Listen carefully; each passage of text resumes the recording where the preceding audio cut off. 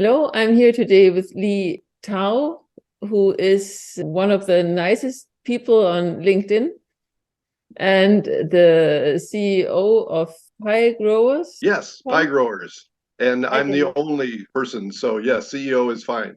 Yes, and I want to learn a little bit about your idea here, which is about collaboration. So welcome and let's start drawing. I would like to know who you're working with. On the left side, we draw their struggles and we draw what they hope to get out of it on the right side. These are leaders of, Towns, of cities, of communities. and they are all on their islands. And they're not happy. So what is happening? What is his concern? His concern was first, hey, you in another community, you're getting more benefit than I am. So I've decided I'm not going to cooperate. The I city thought, leaders got to the point that they proposed a new level of government called a charter commission that would divide things up. And they put that up for a vote among the people living there. And the people said, no, we don't need another layer of government to make this. You can figure out how to get along and how to make things better. Leadership is more about influence and how you can work with one another and point out, look, how if we all work together, if we have a common vision, that we're all better off.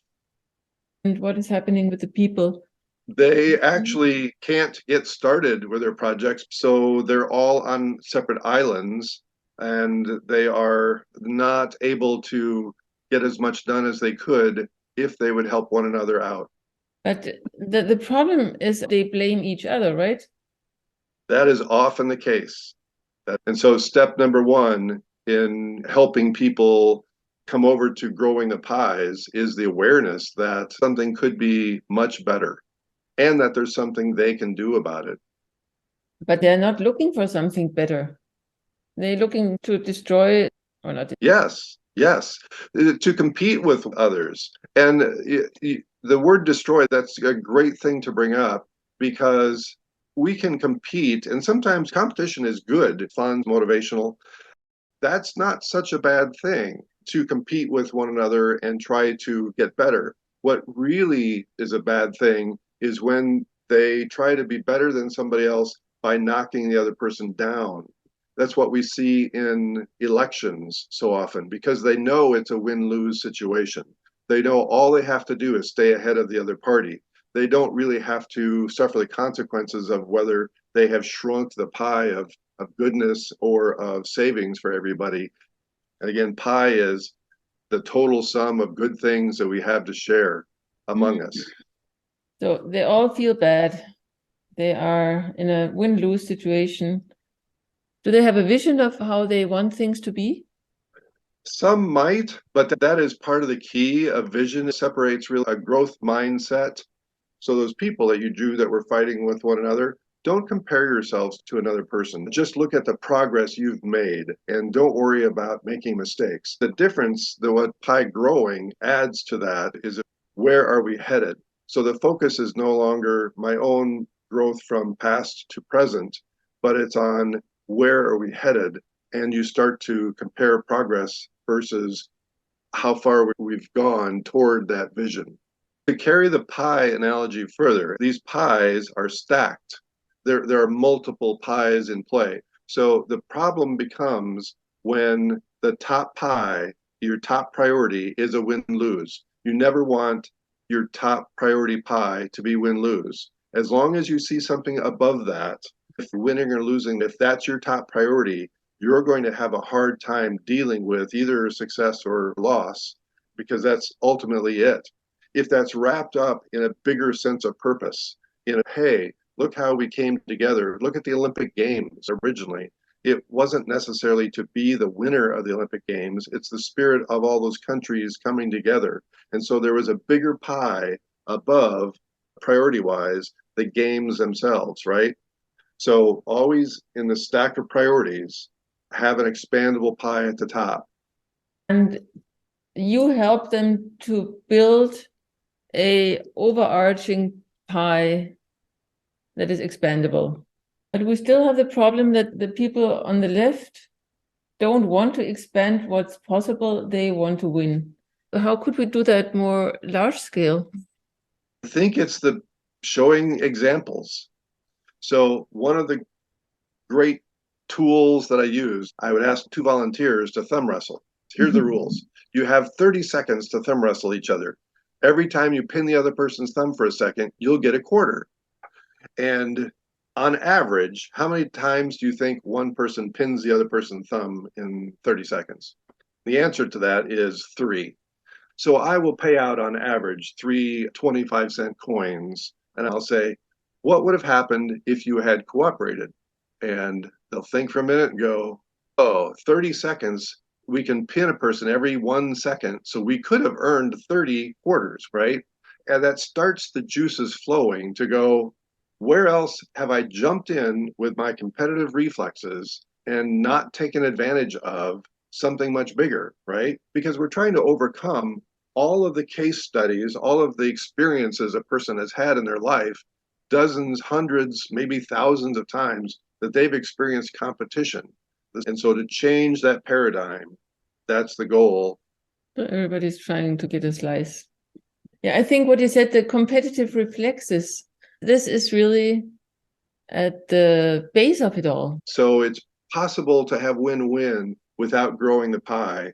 And I'll take win-win as a positive step. At least you took 2 people who may have normally have competed and they both got better. It's even better if they realize, oh, we did it in such a way that grew the entire pie. It wasn't now just the 2 of us taking from what was available, but we created. We're all creative creatures. There's another assumption that we have to overcome is people will think, oh, I'm not creative because we've defined creativity as dealing with arts again. Whereas if you just realize we can all contribute to a whole, if you contribute to the whole of kindness in the world, the smile, the kind gesture that you added, you increased that pie. You created new pie. And another assumption that sort of hurts us is when people think of abundance. We have to realize we are the ones creating the abundance. Even when you wake up in the morning, the energy that's in a household or in a company, that positive energy is recreated every day. It's by the choices we make and the things that we do, the actions that we take. So we have a lot of assumptions getting in the way of people think they can participate in this. So the first thing is that they have to see that something could be better. Just have the expandable pie on top. Yes, technically it could be competitive, but the one thing, it's capable of getting bigger. Part of it is what I call the infinite intangibles, because people can understand that on like faith, hope, love, there are no limits on that. It's not like there's only so much of that to go around, right? And so focusing on the low-hanging fruit, the easy ones to get.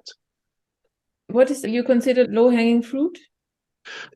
There are total sums of good things that are fairly limited, like the number of jobs available. If the number of jobs available in your community is 1,000 jobs, maybe that can get increased to 1,100 or 1,200.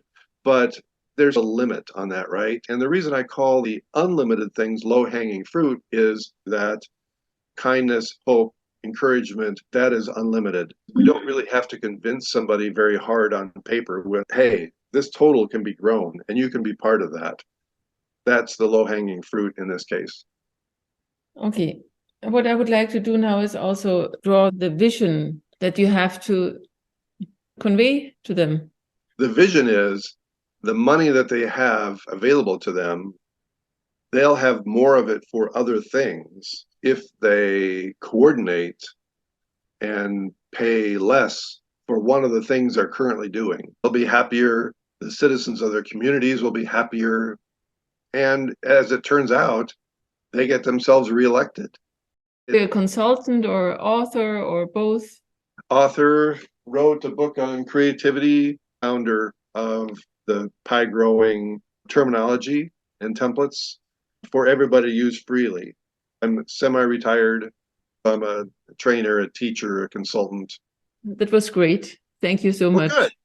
Good. You've captured Yes. it beautifully, and thank you so much. And I'm telling you, Ingrid, not everybody can do this. Oh yes, come to my course and you can do it too. Well, there's that. There's that.